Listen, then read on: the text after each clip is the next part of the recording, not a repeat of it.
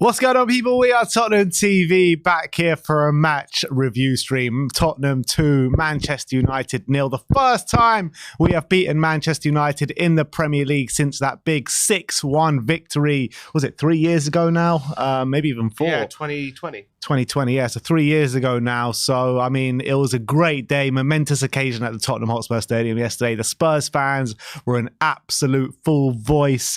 And you know what? I didn't even drink yesterday, and I feel like hungover. Just the emotional energy we've been putting into yesterday. I mean, everything was like perfect. It was just so exciting. The fans were absolutely buzzing. It was just a brilliant day all round. Yeah, no, it really was. And look, we'll get into it. We'll get into it now. There were some amazing things that we saw on that football pitch yesterday. There were some bad things as well. But I guess let's start off with the first half. Actually, let's start off with just going into the stadium and the atmosphere. I mean, you went in there and straight away the concourses were absolutely packed. The fans were in full voice. But when you actually got into that stadium with the drum and when the Spurs, when the players were coming out, you could just tell like something big was going to happen today. And something big did happen yesterday, because it was the first time in a while that the Spurs fans at that Tottenham Hotspur Stadium have got 100% behind the team. No inch of negativity whatsoever. And I think that is borderline, if not the best atmosphere that we've witnessed in that stadium. Yeah, I mean, there was a buzz around the place immediately as soon as you walked in. I think everyone is just so excited for the new manager, what he's bringing. I think everyone's kind of got on board with what he's trying to do, and also, you know, the stuff he says in the media and how he approaches situations, I think has been absolutely spot on. And I think all the fans right now are just absolutely buzzing for the Ange era, basically. And I think it's not just what he says, it's the football we're seeing even in pre-season. Like it's weird, like in pre-season, if you just look at the results, like in isolation, like, you know, losing 4-2, 3-2, people like, you might argue like, oh, didn't have the best results, but like everyone was just buzzing from the football we were seeing and how good we were playing and how good like Ange has basically got us to a level already. And then all of a sudden in the Premier League, and again, Brentford wasn't the best result, but you could see what he's trying to do on the pitch. And I think that's the most crucial thing. The fans are seeing big changes to the club that we've needed for a long, long time.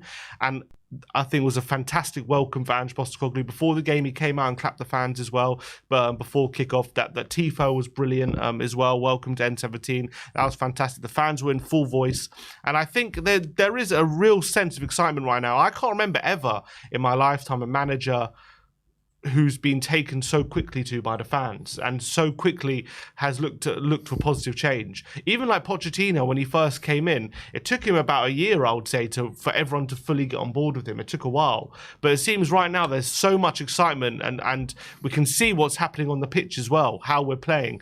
I think I'm really hoping it's the start of a really exciting era now for Tottenham. This ain't no new false dawn, is it, Tim? It seems like something special is happening at this football club as well. When you're looking at the playing staff, I mean, we've got such a young team now. It's not even just over the last couple of years, everyone's been saying, oh, the team is aging. It's the same players that have been here year in, year out. But you look at that team that played yesterday. I mean, Vicario, new signing. Udogie, new signing. Van de Ven, new signing. Pedro Porro came in last year. Romero, he's one of the longest serving players in that team yesterday. Pape Matar Sarr, pretty much a new signing. Only played a bit part role last year. Bissouma, I mean, oh, what a player he is. And then you've got the likes of Madison, new signing. Heung-min Son, obviously, he's been here for a while. And Decky and Richarlison, who also haven't been here for that long. So you're looking at the team now, and it really is a refreshed and re-energized team. Yeah, it's not even about new signings. It's the age of those players. They're all a lot of them are very, very young players. And it's really, I think it brings new energy to the team and brings more excitement as well. And I think it was interesting what I heard Ange say yesterday after the game when he was talking about Madison. And he said Madison has come with no baggage, with fresh eyes, and this kind of new kind of responsibility for himself. But I thought the weird thing he said was no baggage, which maybe he was implying there's a lot of players who have been here too long and who've kind of been ingrained in this team, and maybe it's gone a bit stale. And the fact that Madison's come in with like these fresh eyes was like excitable kind of like energy coming into the team for something new. And I thought that term no baggage was quite interesting. And I think for a lot of that team, that is what it is. And I think that's what we need, because I don't think it's helped at all the fact that a lot of the players who've been here, and we've had a lot of like failure, near misses and stuff. And I think that's seeped into the squad a lot over the last few years. And I think we know that Conte was saying how the squad last season, they didn't want to play under pressure and all that kind of stuff. But now we're getting a new set of players, a younger set of players, new energy. And I think that term, less baggage, is very, very crucial term. Yeah, I agree. But, let's get into the game. First half, after all that excitement and all that energy being put in just before kickoff, the team didn't come out as maybe we expected them to come out. Manchester United were well on top, especially for that opening, I would say 25, half an hour. I mean, at times in those opening half an hour, for the majority of it, we just couldn't get out of our own half. Man United had kind of pinned us in. We couldn't find the quality to work around them or get around it. But what was it about? I mean, because it happened not to that same extent, but the first half against Brentford as well, we weren't anywhere near as good as we were in the second half of that game. So what is it with this Spurs team? Not even this season, but last season under Conte, we noticed it quite often as well. Why can't we start games well? And why do we have to wait until the second half before really imposing ourselves? Yeah, it's hard to put your finger on why exactly that is. I think if the managers knew, I mean, it would be a lot easier to change. I think it's one of those things where I can't really. I mean, last season it was a different kettle of fish. I think this season, you just got to put it down to more teething problems with Ange. I think young players, when you start the game, maybe they're not doing the right things. Then he has a word with them at halftime of what he's seen and what the team can improve on. And also, you got to feel your way into the game sometimes. And I felt like that first 25 minutes. Sometimes, not all the time. Yeah, I know. Well, look, it's only been 2 games, but I think Ange was saying, we started the game maybe with a bit of nerves, not enough confidence. And I think that, when you got these young players, and especially when the atmosphere is rocking, and obviously the players will feel that support, but they also feel like they need to sense that the fans are maybe not expecting, but they're giving them all the support they can. Now it's on them to kind of perform. And I feel like maybe there was a bit of nerves in the early exchanges, and I think that led to Tottenham not like doing risky things like they were doing maybe at the latter in the first half and in the second half, like playing those risky passes with players who've got men marked and trusting them to deal with that situation, turn out of trouble and things like that. And the only one really I saw doing that was Bissouma for a lot of even the early exchanges. I think Man United definitely smelt blood a bit in those early exchanges. They definitely pressed it a bit higher. They were looking to exploit those situations, and I think we definitely got very lucky. They had some really, really big opportunities, especially from Bruno with a header, which he definitely should have put away. Garnacho was causing a bit of problems on the left. You had Rashford, who had one chance running in behind, which Vicario did well to save. So they were definitely putting us under pressure. But to be fair to Tottenham, I felt by the end of the first half, we actually finished the half stronger, and we were starting to get the better team already. Absolutely. I mean, in those last 5 minutes, was there a lot of stoppages in the first half? I can't remember. I think it was 4 minutes. Yeah. And we hit the post, we hit the bar. That shot from Pedro Porro, bloody hell, that cannoned off the crossbar, and then it fell to Pape Matar Sarr, and it was like deflected onto the post. But in that moment in the game, you really saw maybe the shift was starting to turn, or the tide was starting to turn, and the second half was a completely different story. But look, if you bring on the phone for a second, you see the progress bar. I mean, that pretty much tells the story of the first half, where Man United have the majority of it for the first 30, 40 minutes. And then we came on really strong in the latter stage of that first half. And you know what? Vicario, man, I've had my words to say about Vicario. And I said last night on the fan show, I issued the apology for Vicario. I wasn't familiar with his game. He stood up for us in the moments we exactly needed him to stand up for us yesterday. In the hardest moments in the game, when Man United were really on top, where they had gilt-edged chances, where they really should have scored. I mean, some of the saves he was making yesterday, fingertips, world-class saves. And I said to you last week about some of the actions that he does reminds me of Gomez. Yeah, some of those fingertip saves are the saves that Gomez used to make. Do you remember in that Arsenal game with the Van Persie free kick? Fingertips, but you just don't expect them to make those saves. I think Vicario was very much like that yesterday. And he seemed a lot more comfortable and confident. Maybe the first game there were a bit of nerves, and there are a few times where, especially when he was coming out from his goal, there was a few times he looked a bit nervy. But I thought yesterday was very different. I thought he was a bit more commanding, a lot more assured of himself, and he made big saves at big moments. Which, if we would have conceded in those moments, it would have been a very, very different game. And I have to say that I was really happy for him. His first game in front of the Tottenham fans as well, to put in a big performance like that, it's only going to help him build that confidence as well. So I thought some of the saves he made were outstanding. He made some really outstanding saves, which were offside as well, but also brilliant fingertip saves. And I got to say, I'm absolutely delighted for him. Yeah, couldn't agree more.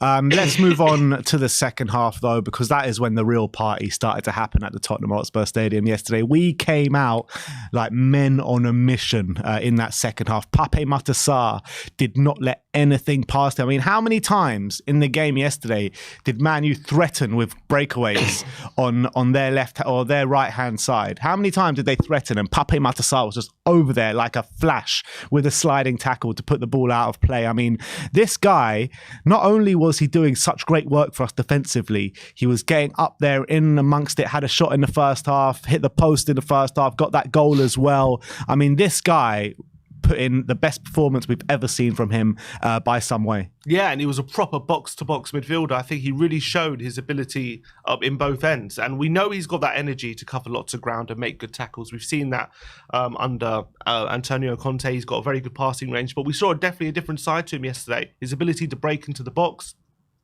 his ability to really be a threat when it gets into the box with his finishing ability. Obviously, he got the goal, but that was reward for some really good work going forward, all those runs going forward. Sorry. Sim had a heavy one yesterday. Apologies. No, but I was really, really impressed with his timing of his runs and his striking ability as well. He's really starting to, his striking ability is starting to really improve, forcing saves out of the goalkeeper. And his timing of his runs are really starting to, we're starting to benefit a lot from them. And obviously, he got that goal, arriving right place, right time. But he nearly did it a couple of times, or even before that, forcing Onana into a few saves. So we know that he's got those qualities off the ball. But what I'm really excited about is him potentially becoming that all-round box-to-box midfielder that we bought him for. And I think he really showed up, Ollie Skip, from his first game about his not just the quality off the ball, but on the ball as well. And that's why I mainly criticised Skip for that first game. Didn't really impact the game when he was picking the ball up. But Pape Matar Sarr was levels yesterday, and he showed that ability offensively, that he's actually able to contribute, not just off the ball, but have quality on the ball as well. Yeah, and everyone's going Romeo Lavia this and all these young midfielders in the Premier League. Last season anyway. But no one mentions Pape Matar Sarr, and I think he's got attributes to go very, very far. I think he's got a very high ceiling if he keeps going in this trajectory. I really believe that. He won 3 of his 4 ground duels yesterday. One of his only aerial duel, hit the woodwork once. He had 1 block shot, 2 on target, 2 off target, 2 accurate long balls out of the 2 he played. 86.1% accurate passes as well from his 31 played. So I mean, it was an exceptional performance from Pape Matar Sarr, and he was my man of the match yesterday. Which I mean, it was between 2, him or Bissouma, in my opinion. But I would have given it to him. I just shaved it for Bissouma, but you have to say, Sarr as well, you got to remember, it's his first start in the Premier League in a new role like that under Ange, and he's still so young. I think, he's still only 20 years of age, Pape Matar Sarr. So, and he hasn't played as much football as we would have liked since we signed him, but I thought to come in like that and put a performance at home to Man United against some really good centre mids, and I think as well, especially in that second half, when we're really dominating possession and pressing and hounding Man United, and they did have those odd counter-attacks where they were looking dangerous, and he was able to stop that source. It was just an exceptional display. It's so exciting considering how young he is and what potentially in the future, like hopefully he only gets better and better. And I really believe, look, we signed this guy as a wonder kid, and then it's been a couple years, and he's had some good displays, but obviously we haven't seen him as many times as we would like. But yesterday was, I'm hoping, a start of like, this guy's going to have a big season, hopefully. Yeah, I completely agree. And with the emergence of Pape Matar Sarr, does that reduce our need maybe to bring in a midfielder from now until the end of the window? Yeah, potentially, because there was always those was rumours, we're going to loan him out. Is he definitely going to be part of our plans this season? Is he definitely going to be a consistent starter? But if yesterday was anything to go by, I don't see any need to look for, if a midfielder, if we're going to be relying on him consistently. Yeah. I think he could have a very big part to play. Obviously, he's a young player, so you've got to be, wary that there could be some inconsistencies at that age. You got to say a lot of the time form can be up and down for young players. But Sarr just seems to have a really good mentality, and I think every time we've seen him, like very rarely does he put in a really bad display. He seems to have a very good level of a baseline performance, and I think if yesterday's are going to be his highs, like. It's well worth keeping him around, in my opinion. I totally agree. And that goal came 4 minutes after the restart of the second half, and it was payoff for the big effort that they put in from the back end of that first half. And we were just relentless after that. We were just coming forward. Probably should have got more goals quicker, to be honest. But I mean, it was such a great watch. The fans were reciprocating from the stands as well. Who else stood out for you really yesterday? Yeah, obviously Yves Bissouma. I have to talk about him. Can't talk about this game without talking about how amazing he was again. Look at that heat map as well from Yves Bissouma. Just absolutely all over the pitch. Covered so much ground, stopped so many Man United attacks. In the first half as well, even in Man United's best spell, he was really performing well. Like, he was the only Tottenham player really stepping up and being confident on the ball. He seems to just have amazing vision and awareness as to an appreciation for where the Man United players are and where he can turn, where the space is, where he can drive into.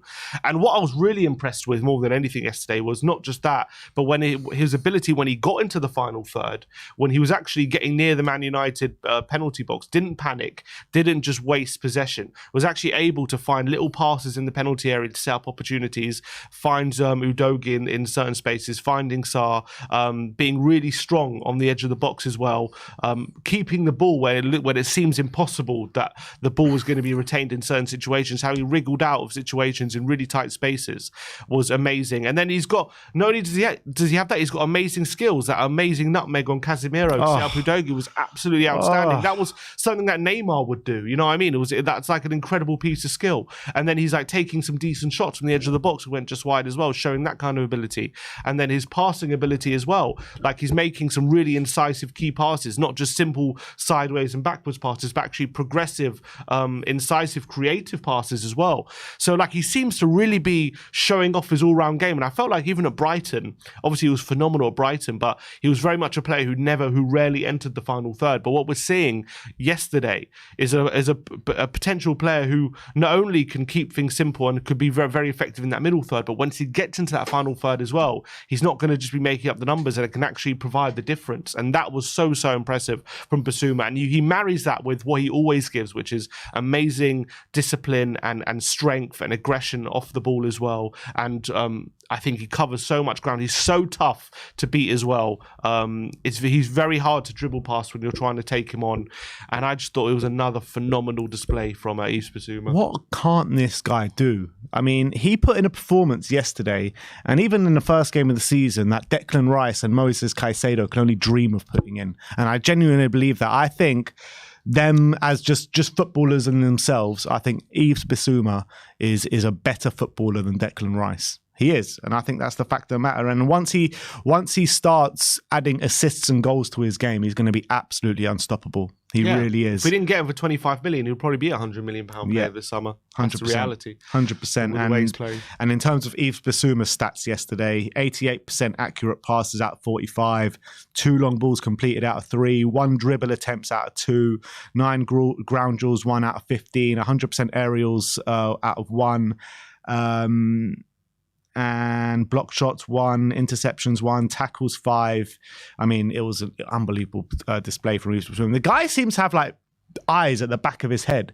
There was one moment when he was just in our own box. He had his face to goal. He had Man United players all around him, apart from to his back, where he had no chance to see who was behind him. And suddenly he just does a 360, turns around and goes, see you later. It was unbelievable. And he really showed up Casemiro, I felt, as well. I thought Casemiro really struggled to impact the game the same way Bissouma did. Like, when Casemiro was on the ball, he could only dream of doing some of the things Bissouma was capable of doing yesterday. I know Casemiro has been one of the best defensive midfielders in Europe for many, many years, and I still rate him very highly. But on the ball, like in terms of dribbling ability and able to take people on, like, Bissouma was just in a different league and he just bossed it so well. Mount had absolutely nothing. Bruno had a bit of joy in the first half, but second half he was completely hounded out. I just thought Bissouma completely bossed it yet again and completely, in my book, completely deserved his second man of the match in a row. Yeah, absolutely. The second goal comes. The second goal came quite late in the game, 83rd minute. I mean, I was quite shocked, to be honest, how we didn't score before then, because we were just so on top. We had Man United absolutely rattled. We pretty much came out in that second half and just blew them away. Yeah, they could not handle us whatsoever. Yeah, we had them on the ropes for a lot of that second half. And what I really loved about that second half was, is actually, a lot of people saying, like, I've said this before, like, oh, we want to get back to like where we were under Pochettino, but this is actually very different football to how, in terms of how we approached the game than we did under Pochettino. Everyone associates the Pochettino era of like beautiful football, and it was, but a lot of his game, the main strength of the Pochettino tactics was his high pressing system, ability to force mistakes out of the opposition, win the ball higher up the pitch, and then very quickly make some quick combinations and be an on goal. But what I loved about the Postecoglou way of playing is it's very patient. It's a lot of passing and moving, but when you get it right, when those passes are in full flow, that possession game is absolutely phenomenal. And we saw that again with the second goal. The move for that second goal was absolutely phenomenal. Everyone knew where the appreciation for each other's were on the pitch, and I thought the interchanges between Madison, Son to Perisic to Davis, who makes the run inside, and then his finish, which obviously forced the own goal. What I love about Postecoglou's way of playing is his teams in possession are absolutely amazing. The way they just manipulate the game, and it's honestly, it's going to be up there. I think once we get going in full flight, I really believe the possession game is going to be up there with some of the best in the league in how we handle in possession. And we didn't create chances through like hounding them off the ball, although we did that quite well. It wasn't our main strength, wasn't just pressing them into oblivion and trying to force mistakes. Our main game was having the ball at our feet, passing around Man United, opening up the space and really exploiting those runs in the box. And that was so beautiful to watch. And some of the moves we were putting together, there was the one where when Bissouma did the nutmeg into Udogie, passed it into Son, who ran past a couple of players, and unfortunately his shot was blocked. That would have been an absolute phenomenal team move, another phenomenal goal. And we were doing that time after time in that second half. And we weren't just opening them up by like being aggressive, which we were, but we were opening up beautiful passages of play and beautiful football. And that was just an absolute delight to watch. And when we're in full flight like that, it's just so exciting and such a joy to watch. And that's what I loved about that second half. Yeah, I completely agree. I mean, and you're looking at it now, it's only the second competitive game under Ange Postecoglou, and it seems as though the whole club has been completely refreshed, from the fan base to the players. I mean, the players are playing with a smile on them. Kulusevski said yesterday, it's nice not to be playing wing back anymore and all this kind of stuff. I don't need to do too much defending. I can just stay high up the pitch and do what I need to do. I mean, everyone just seems to just have a smile on their face. I mean, I was smiling the whole way through the game yesterday, just watching what was coming out in front of me on the pitch. I mean, every time Bissouma had the ball yesterday, I mean, my smile just got bigger and bigger and bigger. And it reminds me of the kind of mentality I had, or the kind of feeling I had watching that Pochettino team. I know what you're saying, that it was much of a different footballing style, but the kind of feelings it gives you inside is very similar. 100%. And I think the excitement is back. And you could see that in the crowd yesterday. I think it was a very good start to having the drummer back as well. I thought it really helped sustain the atmosphere, especially in that second half. Just having that constant beat, where getting the fans going as well. I thought you got to give credit where credit's due, where we've brought that initiative. And I'm just loving what I'm seeing at the moment. I'm just absolutely excited. I can't wait to see more of it. I'm excited for every game now. And that was even before, even in pre-season. I think we were getting that feeling, but I think it's now hit home, that first home game, how everyone on board and how in the right direction, like how far we're going. I think obviously we haven't gone that far, it's only been 2 games, but you can really see the direction we're heading in under this manager, and I'm just so excited for every game. I think one other player we should mention is Pedro Porro, who's coming for a lot of criticism. A lot of people were very worried seeing him in the starting lineup instead of Emerson Royale, but I thought he did absolutely brilliantly at right back. I thought defensively he had a very, very strong game. And I think offensively he provided what we all hoped he would in terms of his ability passing-wise. He had a shot which hit the bar from the edge of the box as well. What an effort that was, brilliant by the way. effort from him. And I think if this is anything to go by, I think he can play this right back role. Yeah, I agree, to be honest. And I, in the match, in the previews to the season, I was saying he was a player that could potentially struggle this year. But he seems to be really buying into what Ange wants to do. I think defensively he was spot on yesterday. I mean, look, I wouldn't say spot on because I think in the early stages, like the whole team, he was struggling a little bit and there were some nerves creeping in there from Pedro Porro. But he was one, like the rest of the team, that just grew and grew and grew as the game went on. And in terms of the stats, 81% accurate passes out of 35, 1 cross out of 2, 3 long balls out of 4, 2 ground duels 1 out of 6, 0 aerial duels 1 out of 1. He lost possession 11 times, but you do expect that from a fullback. And he had 1 shot off target, which was that one that cannoned off the top of the bar. But if that goal goes in, it's an absolute worldie, isn't it? Yeah, absolutely. And we know he has that in him. We've seen his ability to strike a ball, even in his first few 6 months at Spurs. So we know he's capable of that. And I thought it was very interesting. He put Porro in yesterday after Emerson, scored a goal and had quite a good game against Brentford.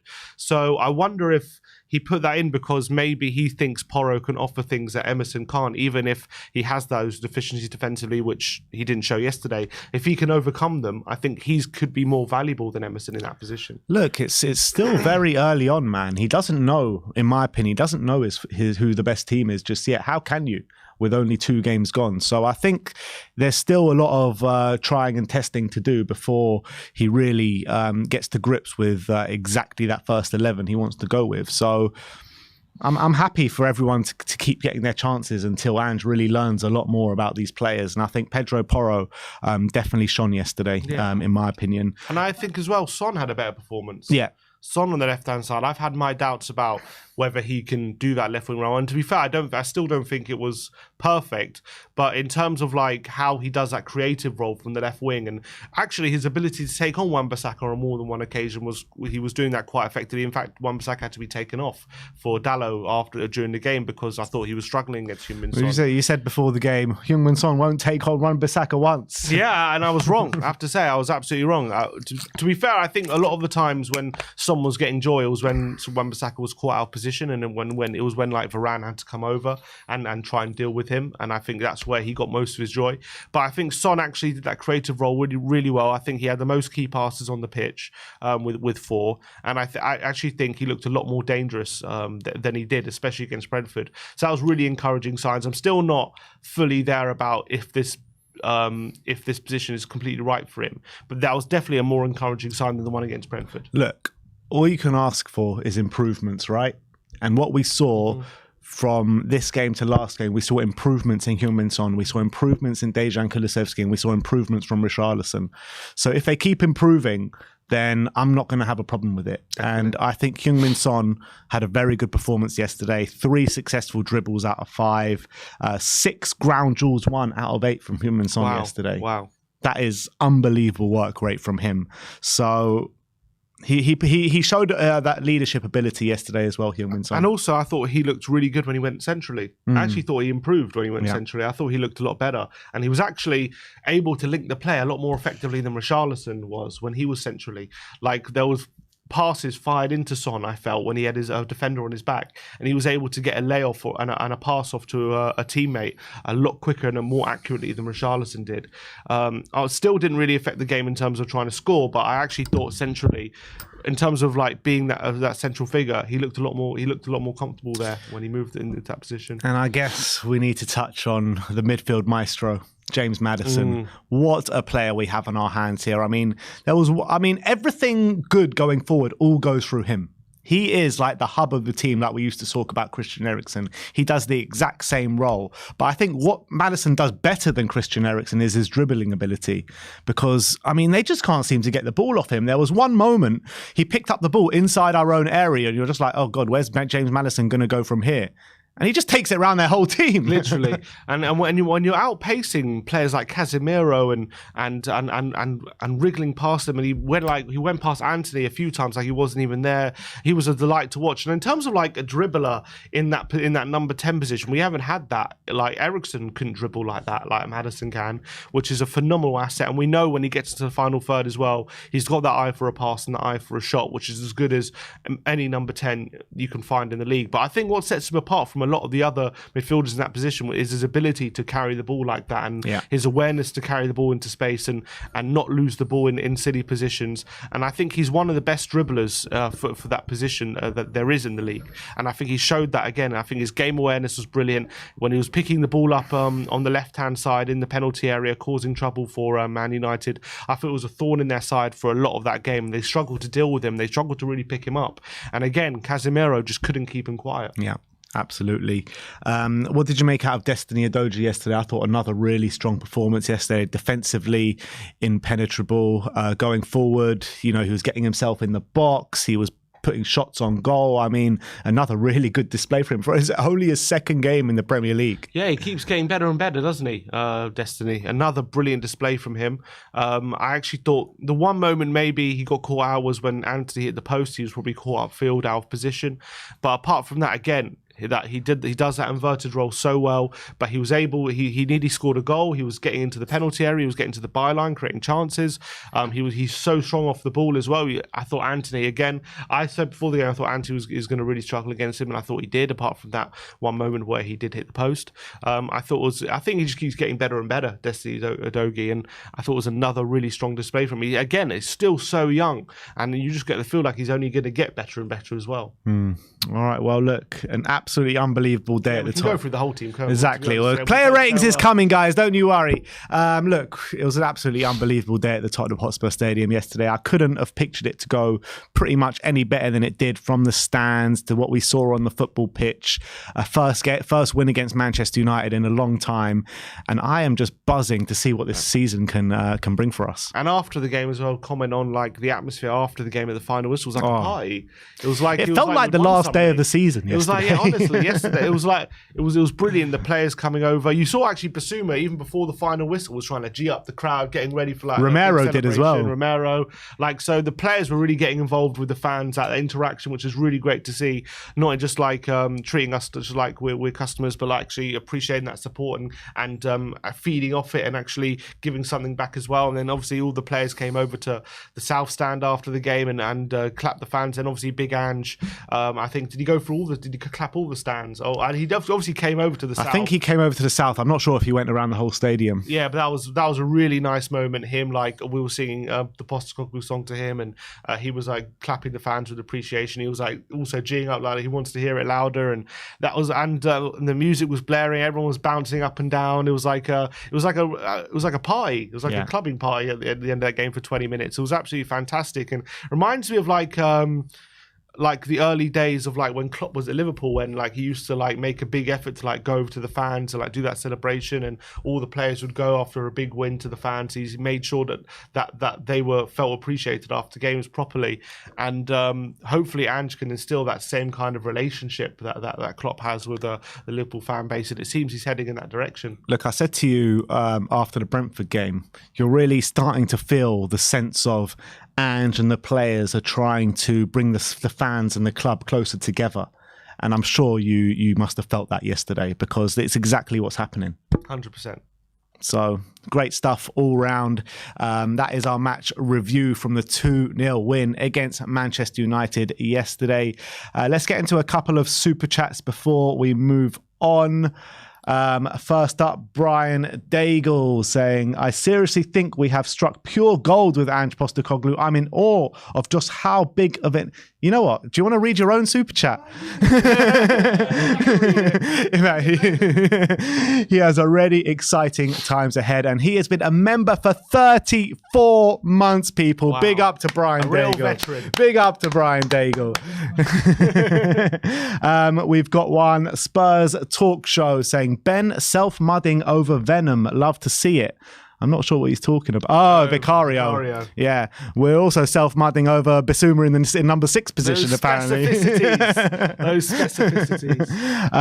Tigaro with a super chat saying, can we refer to Vicario as Venom from now on? I've never heard this Venom. Is that his nickname? Yeah, Empoli was called. I see. But yeah, in terms of me, I like it as well. In terms of me and Vicario, 100% self-mudding, because I was saying that he's not looking good enough. I was willing to give him time, which I have. It's only the second game.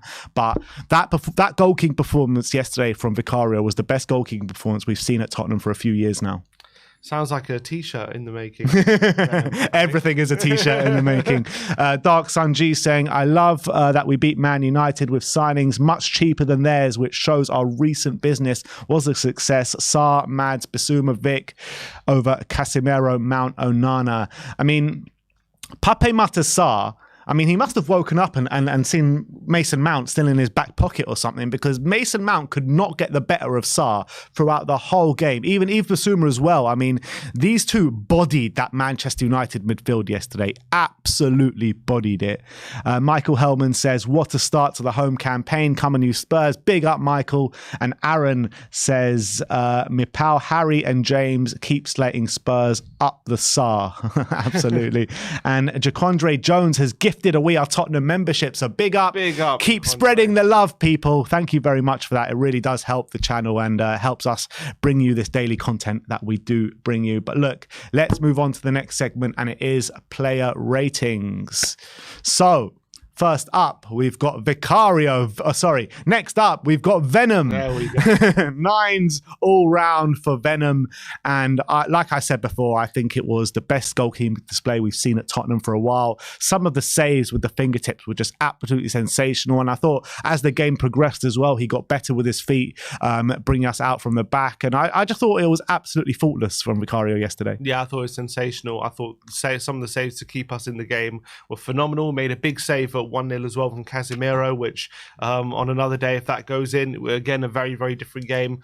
I think 6 saves in all were absolutely fantastic. And I think he seemed a lot more confident, didn't seem hesitant when coming out of his goal too many times, was able to deal with those situations.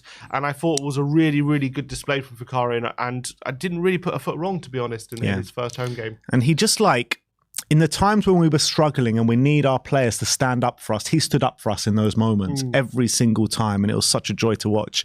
Let's move on to Pedro Porro, right back. Everyone was worried about him coming in. We give him an 8. I thought defensively stood up to the challenge really well with Garnacho on that side. And as well going forward, I thought he was providing for us as well. That shot as well that hit the bar, I thought was brilliant and deserved the goal, to be honest. But I don't think anyone can really fault anything about Pedro Porro yesterday. Yeah, I thought he came in with a lot of concern about how he was going to perform at right back, but you got to say he really stood up to the task. Emerson Royale was known as more defensive option, but I think Porro came in and showed he can do both. He can be good defensively, he doesn't have to be a liability, and he can offer more going forward. I thought, I think it was for the first goal, he played a really lovely pass to Kulusevski, who was able to run in behind and obviously set up the goal. And he was doing those kind of passes throughout the game. Obviously hit the bar with a crashing drive from 20 yards as well.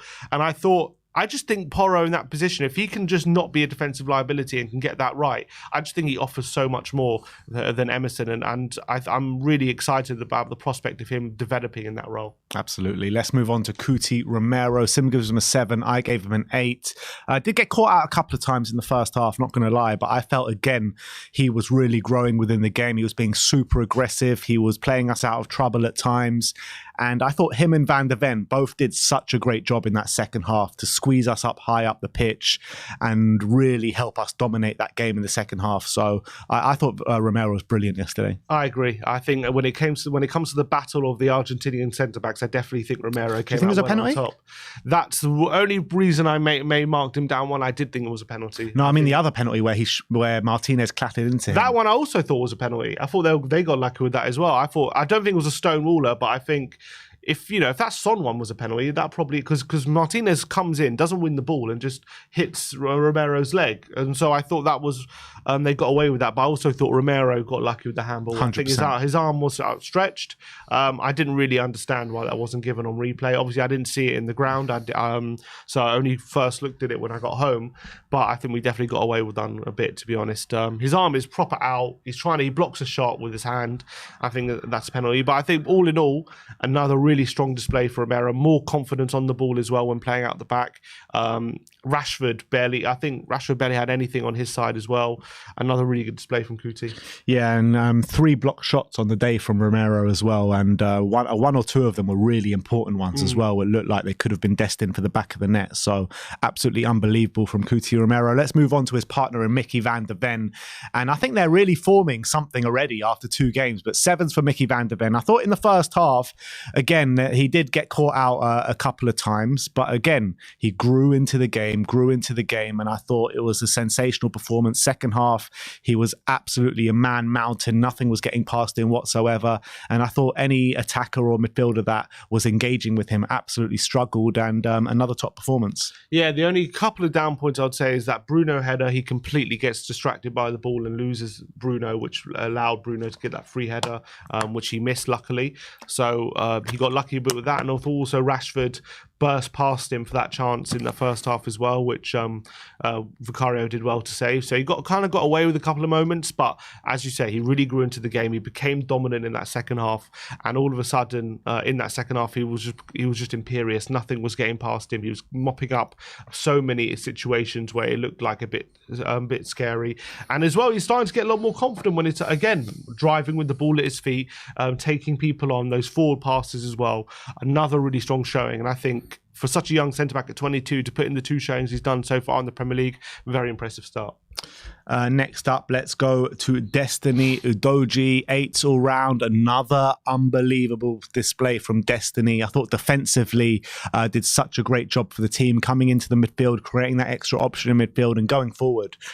Kept getting himself in the box with the link-up play with Bissouma as well. And I thought he was linking up really nicely with Sonny as well yesterday. So Destiny just keeps growing in this Spurs shirt. And if this is only like the sample size on the first 2 games, how good can Destiny Udogie be? Yeah, I think he's going to be perfect for Ange once. I think he's already showing his willingness to adapt his game to play that role, and I think he's really doing a really great job. And he's so young as well.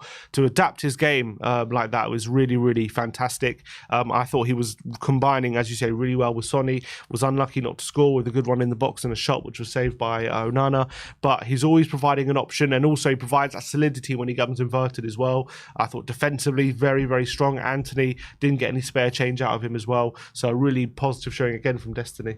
Let's move on to Bissouma. 9s all round. 2 man of the match displays on the official charts anyway for Bissouma so far this season. What a performance this guy put in. I mean, this guy is unplayable when he's in this mood. He is absolutely unplayable. He's got eyes on the back of his head, dribbling ability to match. I mean, I can't get over how good this guy actually is. I mean, it's an absolute flipped 180 to what he was last season. Conte had the shackles on him. Postecoglou has just been like, look, you are the best player on this team and go and prove it. And he is proving it week in, week out at the moment. There were moments that are just unbelievable to watch. That nutmeg on Casemiro. I mean, he had no right to nutmeg Casemiro in that situation. He did it. There was one moment as well when he was just in the edge of our box and he had players all around him. The only place he didn't have players was right behind him where he couldn't see. And he just goes, whoop, turns around, beats everyone and goes on a surging run. And there were so many moments just on the edge of their penalty box where players were trying to engage him and he just does a drag back and goes past them. I mean, he's got such quick feet and such a quick mind.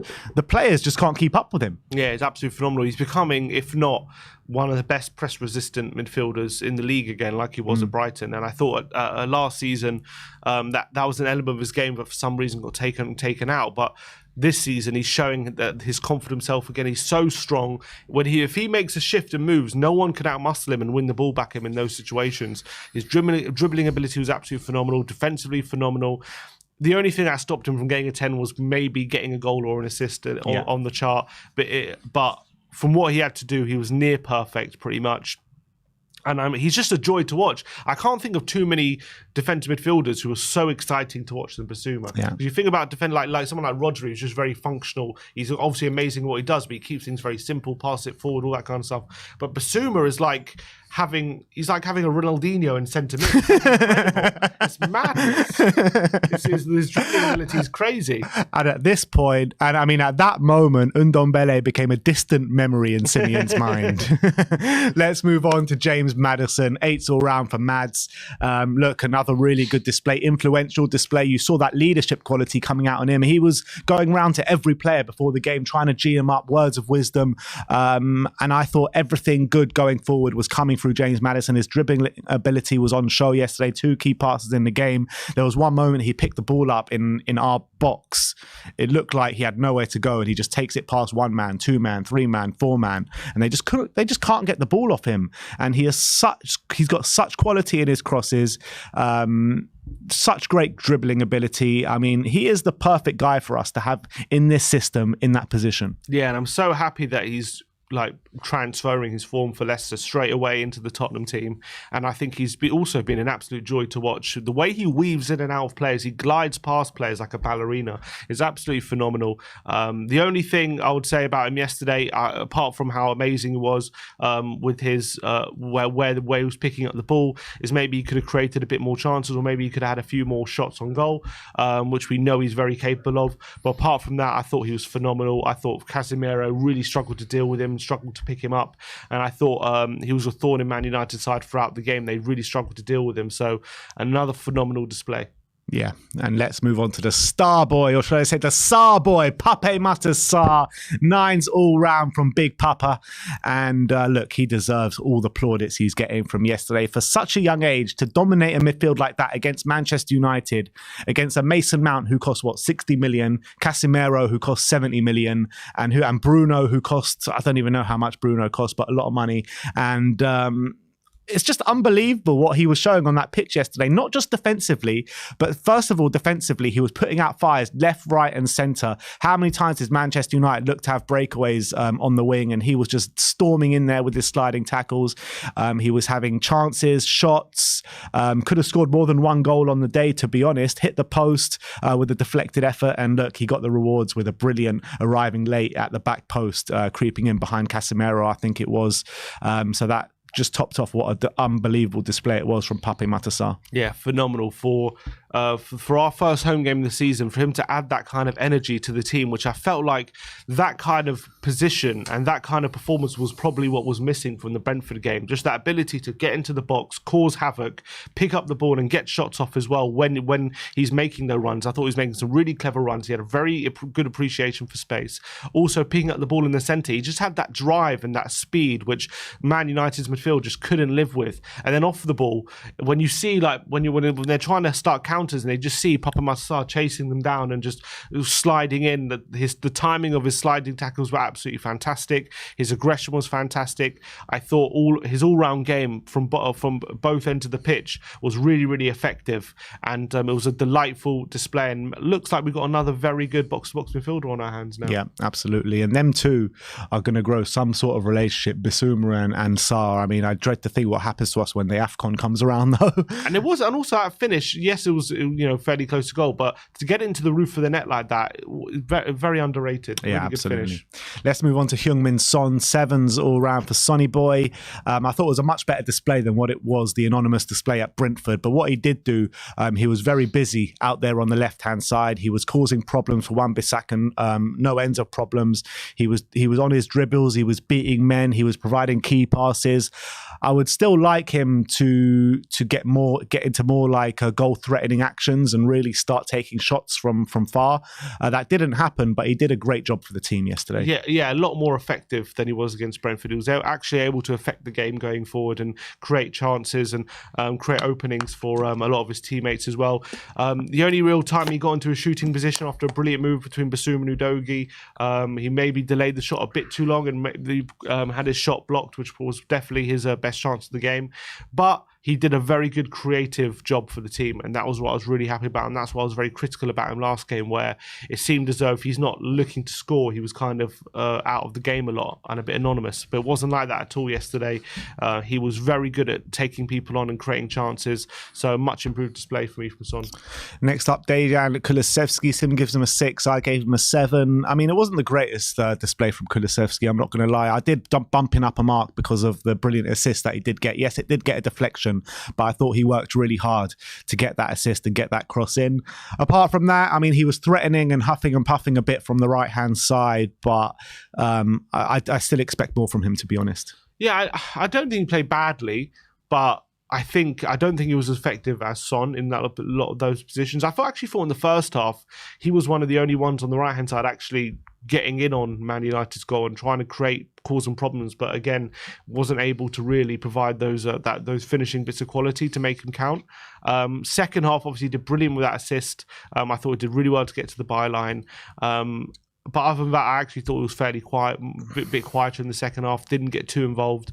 But I thought when he was involved, he was looking quite good, and I did think he linked up quite well with Porro. I think he put a decent display in, but I know he's capable of more. And last of the starting 11, Richarlison. Sim gives him a 5. I gave him a 6. I mean, he was next to anonymous in the first half. In the second half, I felt like he was coming more deep, trying to get involved in the game, spreading the play a bit more, holding up the ball a bit better as well.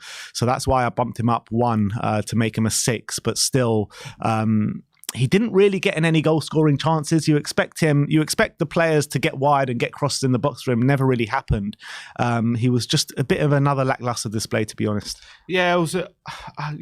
I completely agree. I thought second half he was a bit more involved, and actually a couple of times he picked up the ball, was back to goal, and did some really nice switches of play out to the wide areas, which you don't really associate with Richarlison. And that was like something like, okay, he's capable of doing that.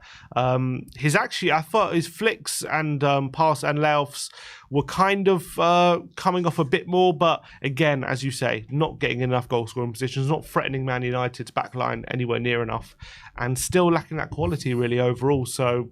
And I actually think we looked a bit better when he went off and Son went centrally. So yeah, I agree. That's just reality. Do you think that he persists with Richarlison still for a little bit, or do you think after just seeing that 15-minute cameo from Sonny in the number 9, then we go for Sonny at number 9 next game? I think he'll persist with it for a bit longer, but if it's really not working in a few games' time, he'll start to change it.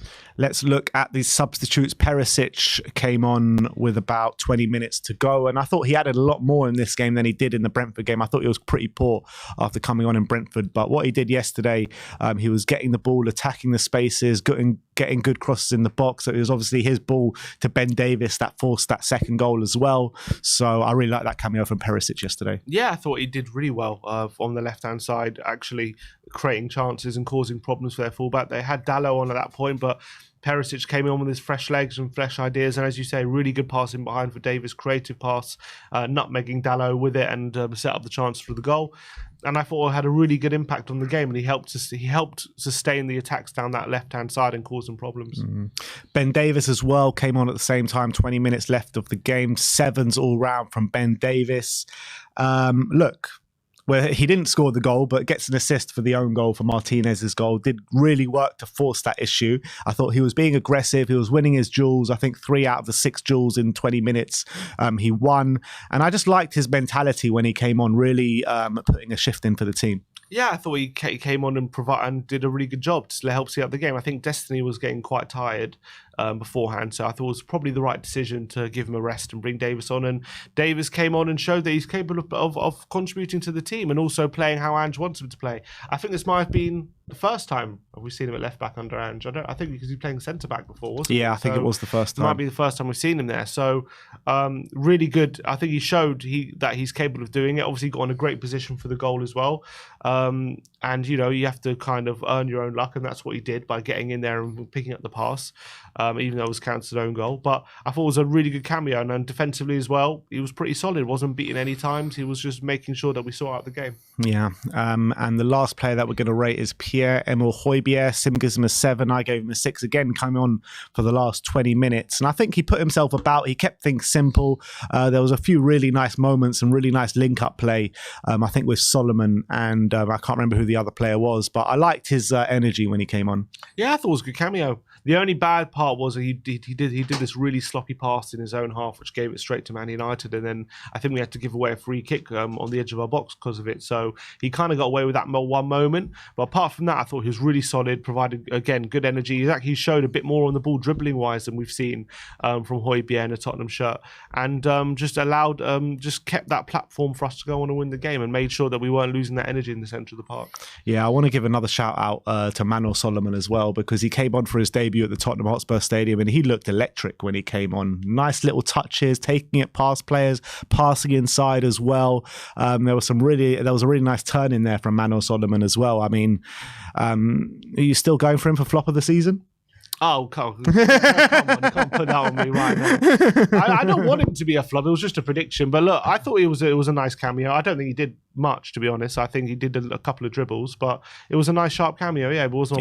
He came on for 88th minute. Yeah, it wasn't on for that long. So, but I don't remember him creating any chances or anything. But he did a few nice turns. Yeah, he just looked sharp when he came on. He did. And then last but not least, Mr. Angelos Postecoglou. 9s all round for Ange. I mean, this guy is doing Brian's in the back saying it must be 10. Both Brian's are saying 10, 10, 10. But look, Ange Postecoglou, he is doing everything right at the moment. Everything right in the press conferences, everything right on the football pitch. It's only his second game and the whole place seemed to have flipped 180. There seemed to be such a good vibe around the place, and it's all down to him, in my opinion. And look, we weren't that great in the first half. He recognised that. He tweaked the system a little bit to make some changes. And after that, we were totally dominant and came out winners and got the 3 points against Manchester United, a team who we haven't beat in a long time. And I think that you got to give him all the props because we're only going to get better from here at this point in. Yeah, he's had a phenomenal start in terms of even results-wise and performances-wise so far. I think the fans have fallen in love with him. That's the biggest achievement maybe he's done in such a short space of time. He's got the fans to rally behind him and creating that connection. The players are starting to really get more connected to the fan base again and show their appreciation for the fans inside the stadium. And the way he's got us playing in such a short space of time is quite frankly phenomenal. I think it's very surprising. I didn't expect us to be playing some of the football we've been playing already. And yes, it's clearly not fully there yet, and it's still work in progress. There's definitely problems at the moment with nothing's going to be perfect straight away. But in terms of where we are, like in the project, like after 2 games, is way ahead of where I thought we would be at this stage. So absolutely phenomenal from Ange Postecoglou, and I think he's doing a phenomenal job. And after him coming over to the fans after the game and celebrating with them as well, lovely moment from him, and hopefully there's more of that to come. All right, so big up to Ange Postecoglou and the team yesterday. A brilliant 2-0 win where we came out well-deserved winners.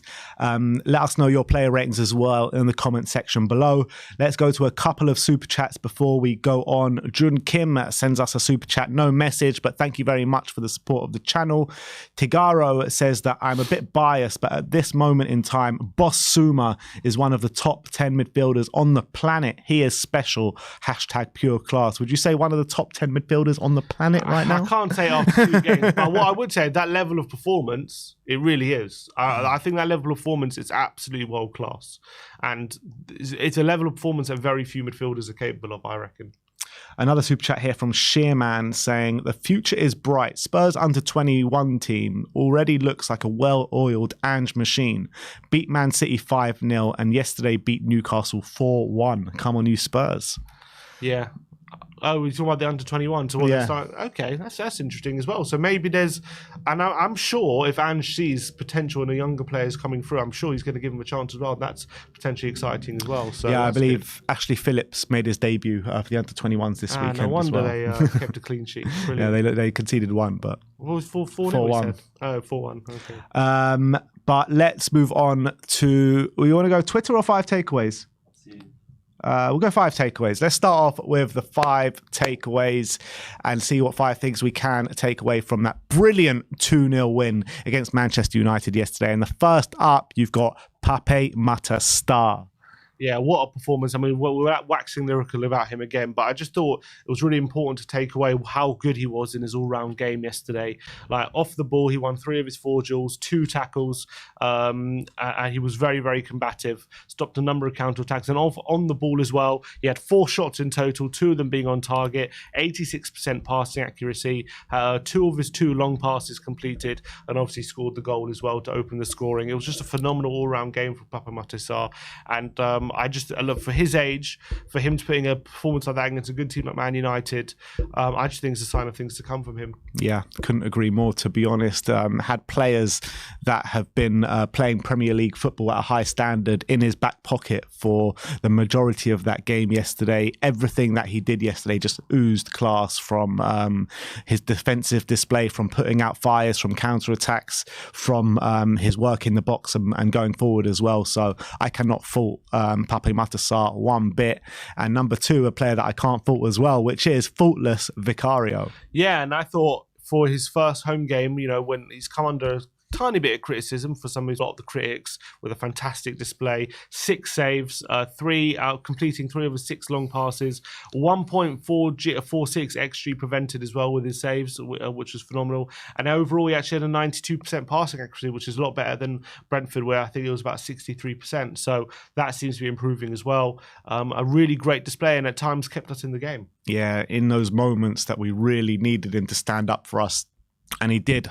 Like I said before, I just cannot fault him at all for his display yesterday. Some of these saves that he was pulling out were proper stretch body, fingertips, saves that, you know, maybe he doesn't even have any right to make. I thought it was absolutely brilliant, world-class saves yesterday. So big up to Vicario, big up to Venom.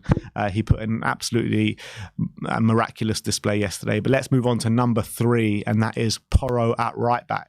Yeah, and I thought, look, there was a lot of talk going into this game when the lineups were announced that Porro was there instead of Emerson, and it caused a lot of. I think Brian Daigle fell to his knees when he heard the team news, and I think there was a lot of people worried about this potential swap. But I think he came in and really proved the doubters wrong and put in a really great display at right back, both defensively and offensively, and really provided a really good option for the team. He made 3 clearances, 1 tackle, 1 interception, 1 key pass, completed 3 out of his 4 long passes, 1 out of his 1 dribble. He obviously ended up hitting the bar with a really good shot from the edge of the box as well. And I just thought he just wasn't a liability going at the back. And I thought he was helped by the energy of Sarr in front of him. But I just thought him at right back himself, I thought he was actually a bit more disciplined than maybe associate Porro being as well. And it looks like he's starting to adapt to this role. Yeah. And if you can marry that discipline that he showed in the game yesterday and the defensive work with the attacking attributes that we know he has, we've got an absolutely star on our hands in the making, in my opinion. And I think that he can give us going forward, you know, even if his defending isn't as good as Emerson Royale, if he can defend in those kind of levels that he did yesterday, I mean, he gets the shirt hands down, in my opinion. And I think with that performance against Manchester United, surely he has to be our starting right back from here on out. Yeah, I think he's probably earned that spot for now. Although you might argue, people would argue Emerson would earn the spot after Brentford. So it just seems as though he's still working things out. But it's just great to have 2 right backs playing well in that position. Yeah, totally agree. Let's move on to number 4, and that is a game of 2 halves once again. Yeah, and I think the stats really bear out the difference in both halves and how we regain control. If you look at the first half, in the attacking numbers, Spurs had 7 shots, 0.55 xG, and 0 big chances, with Man United having 14 shots, 1.38 xG, and 3 big chances. If you look at the possession as well, I think in the first half, it was actually 57% for Spurs, and we actually had a little bit less possession in the second half. But what we did with that possession was the difference. It was Spurs 10 shots, 3 big chances, and 1.2 xG in the second half, with Man United 8 shots, 0.68 xG, and 1 big chance. So pretty much half our xG in that second half. And they really were shackled and nullified defensively, but it was more about what we were doing with the ball, which was creating chances, having free-flowing passing moves. And we really did take control of the game in that second half. But you got to say, looking at that first half, we were definitely lucky to go in at 0-0. But I mean, the difference was, like, in the first half, the majority of our possession was in our own half. That's what the difference was. In the second half, we just put it on them. We didn't let them get out in this sense, and the majority of our possession was in their half. So I think that's what the key difference was from the first half to the second half. And what we did with the ball was just completely different kettle of fish. And it was night and day, that performance from the first half to the second half. Let's move on to the fifth and final takeaway, and it's revolving our captain Heung-min Son, and that is improving Sonny. Yeah, and we all know that he struggled in the first game against Brentford and came under quite a lot of criticism off the back of also some fairly mediocre displays in pre-season as well. But I think hopefully this was the first sign of Son adapting to this role and really getting to grips with what he Ange requires from his left wingers.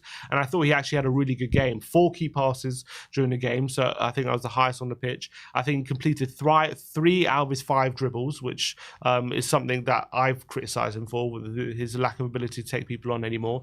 6 out of 8 duels won, which is very impressive. Also 1 tackle as well. So really doing a very good job for the team off the ball as well as on the ball, which is also really impressive. And I just thought, as one of the more experienced heads in the team, I thought he did a very good job leading the team as well. I just thought it was a much improved display from Son, and hopefully that's a sign of things to come as well. Yeah, I hope so, because it's actually a role that you probably associate with Sonny in his early stages of his career, really getting the ball and being a terror on that left-hand side and being a chance creation machine and really like taking on his fullback time and time again. But it's not really a role that Sonny's been used to over the past 2-3 years at least. So to see him get back to basics and do it again, because we all questioned whether he's kind of adaptable to that again. And it shows yesterday that he is. And if he can keep improving and keep putting performances in like that as like a kind of base performance and keep getting better on that, then I don't really have too many problems with Son out on the left. Yeah, 100%. For me, even though he had a much better display yesterday, I think the jury out was just still out for me whether he's still perfect for that role. But at least he showed he can do it. Whether he can do it on a consistent basis, we'll have to wait and see. But he had a much better performance yesterday, and that's just moving in the right direction. Yeah, and it also showed variation when he moved into the middle, that he can do that equally well as well. So there's different players that we can play in a number of different formations, like Kulusevski as well, like as much as HG said it on the panel show, to move him inside. And if we have a kind of injury on the right, in the middle of the park, let's say Madison is injured, you know, I don't have too many problems with maybe putting Manor out on that right-hand side and putting Kulusevski in the middle. I think that could work equally, maybe not equally as well, but as well. Let's say well. So look, I think we've got different variations that we can play. We've got a strong squad building here. We've got a good mentality building here, and it's all led by the brilliant manager that is Ange Postecoglou. So that is our 5 takeaways. Let me know in the comment section below your thoughts about our takeaways, and if you have any other takeaways, let us know in the comment section. And let's finish off. Before we finish off, let's go to a few more super chats. Howie with a super chat, no comment, just the super chat. So thank you very much for that. And Jun Kim says, what are your new expectations for this season? 5th place was expected by both of you, and I'm sticking with that, to be honest. I think 5th place, even now, like after what we've shown so far in these 2 games, I think if we finish 5th this season, that represents a very good season for us. Yeah, I mean, I'm not going to get carried away just yet over 2 results in the Premier League, albeit it's probably, if you offered me 4 points out of those 2 games at the start of the season, I definitely would have taken it. So I'm very happy with it, and maybe I didn't expect us to maybe be this good so early, but I still think you got to temper expectations. And look, 5th place is potentially or probably going to get you Champions League, so it's a good target to aim at. And I'm sure there are going to be bumps in the road. I'm sure we're going to go through a period of bad form where things aren't clicking and we have to find other solutions. So I'm still waiting for that to happen. It might start next game, who knows? But right now, I'm very happy with what I'm seeing. We're moving in the right direction, but I'm still going to say I think 5th should probably be the target. The thing is, right, we need our forward players to start contributing to goals. So far, Sonny has no goal contributions. Kulusevski's got 1 assist. Richarlison's got no goal contributions. Madison's got 2 assists, but none of them have scored a goal yet. We've had goals scored by Emerson, Romero, an own goal, which pretty much Ben Davis's goal, and Pape Matar Sarr, right? So I'm not sure how long that is actually sustainable for before the goals start drying up. We really need goals to start coming from our forward line. I completely agree, but I guess on the other side, it's good that we're sharing the goals around a bit. And I accept. that's what this Ange system is going to hopefully bring as well. But yeah, I completely agree that if the 4 players aren't firing, you can't rely on these other players to keep scoring. Yeah, exactly. All right, let's go and see how Twitter reacted to the game yesterday, starting off with Nathan Clark with the brilliant tifo yesterday, as you could see. Welcome to N17. It was absolutely beautiful. And it wasn't just blue and white placards as well. In this little corner, there were flags, as well as the little corner over there. So it really added to the atmosphere yesterday. I mean, what do you make out of the tifo? It was a lovely welcome. Really great welcome for Ange. You saw him before the game come on, clap the fans as well. He appreciated it. And it was a really nice thing to do. And the great thing as well was fan funded. So it's really, you can really say like the fans wanted to do this for Ange as well. And that probably gives him even more appreciation for that. So it's brilliant. How much can a tifo actually cost? Why can't the club do this for us? Well, apparently they want it to be fan funded. Of course they want it to be. No, as in the fans want it to be fan funded. Oh, the fans want it to be fan funded. Because it should be something that's geared by the fans and not the club. Got you. Fair enough.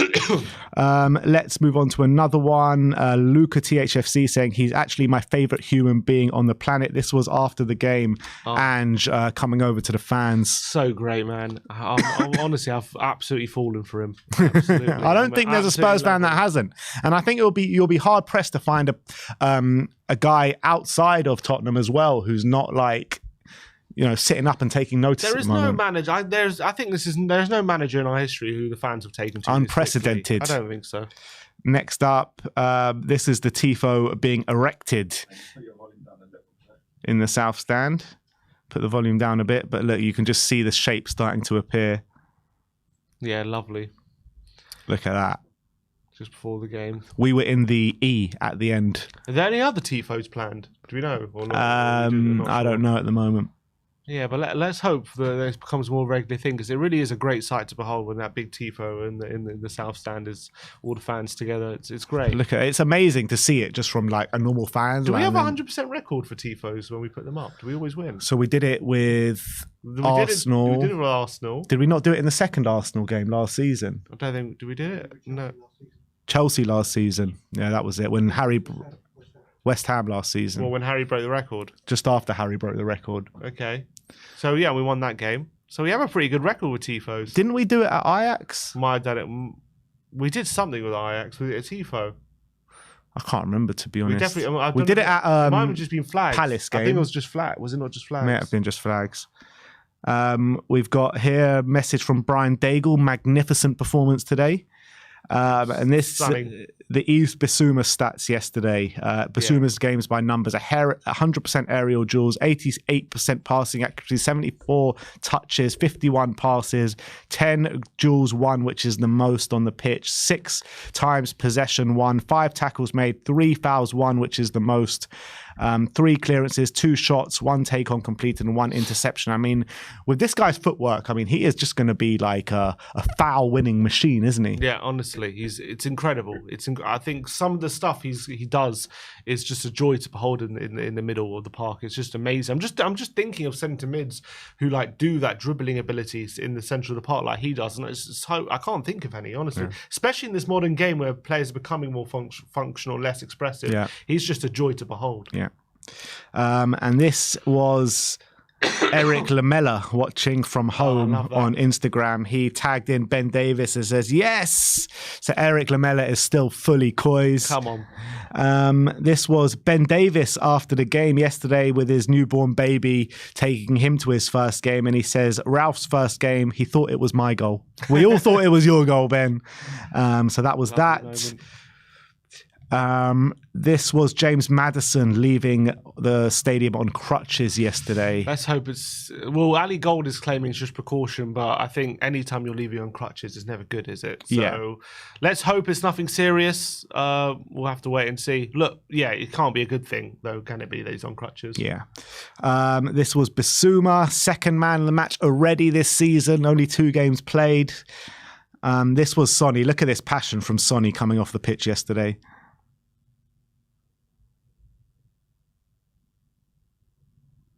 Love it.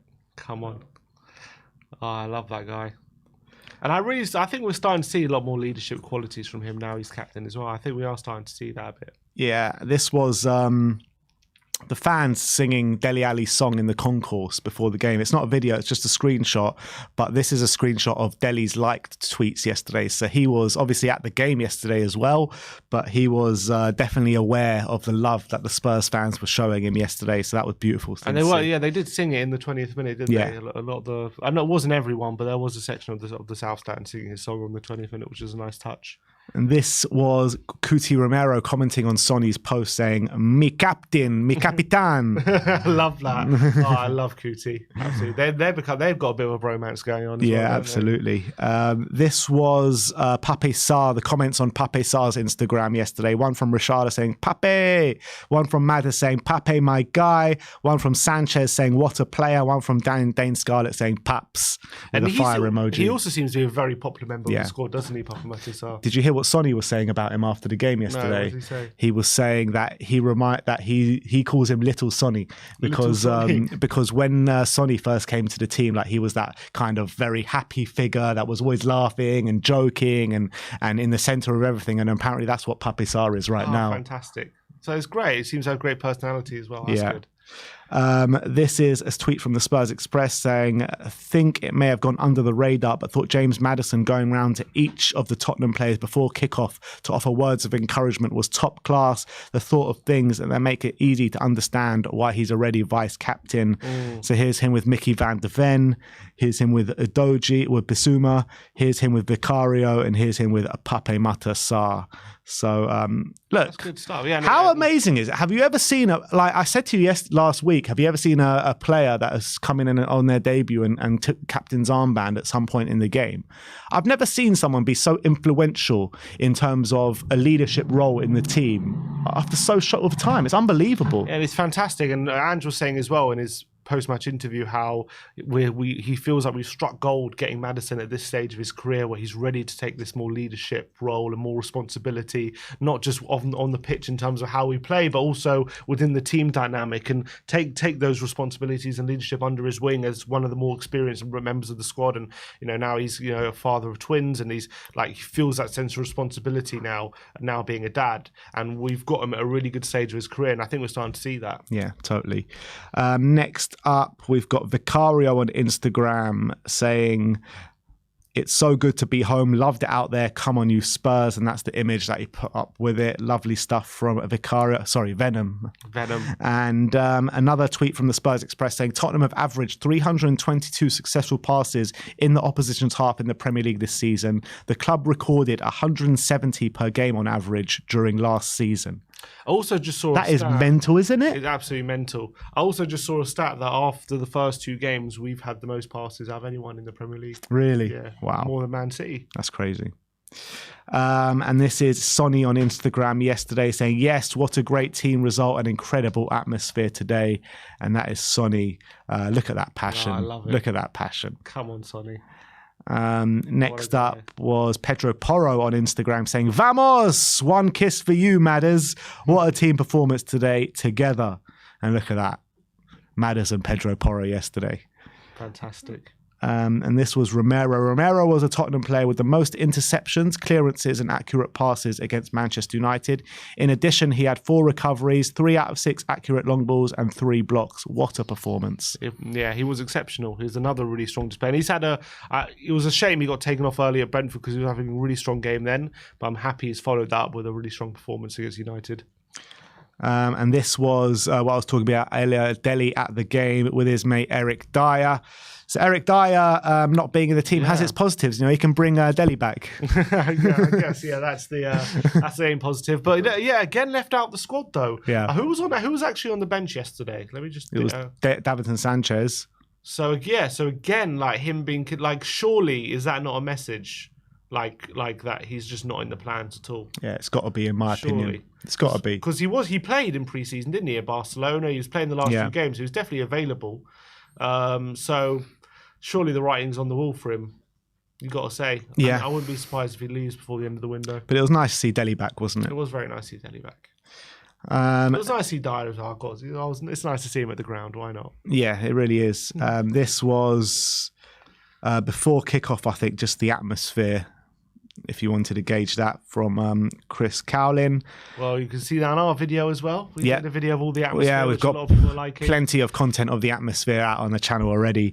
Hotspur related, saying Pape Matar Sarr had only ever registered a single touch in the opposition's box in the Premier League before this season. The Tottenham midfielder attempted 5 shots in the Manchester United box alone yesterday. Wow.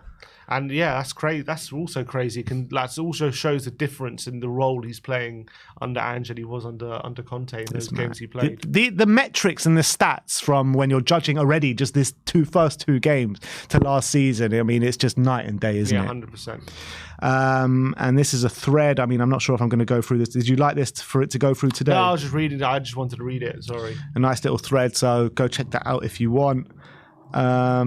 This is some more stats for you from Bissouma that we went through before, and this last one is this a song? That was a song I just liked because I liked it and it wasn't to go through. You can play it if you want, I guess.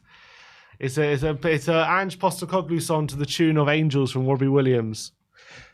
We can't hear it, but I'm sure the people. I wonder if they're going to enjoy it. I kind of liked it. Tap the screen. Can they hear it? Oh no, it's on mute. I think it's on. Is it not? Yeah, you gonna hear it now? Well, you can't hear it, but if you want to go onto our Twitter and go to our like tweets, it's on there. But look, that is all your analysis done for the game against Manchester United 2-0. That is how Twitter reacted. Those were player ratings. Let us know in the comments section below your thoughts regarding the brilliant performance that was Tottenham's 2-0 victory over Manchester United. Thank you everyone for joining us today. We'll see you all next time. Like, subscribe and comment. And as always, come on you Spurs.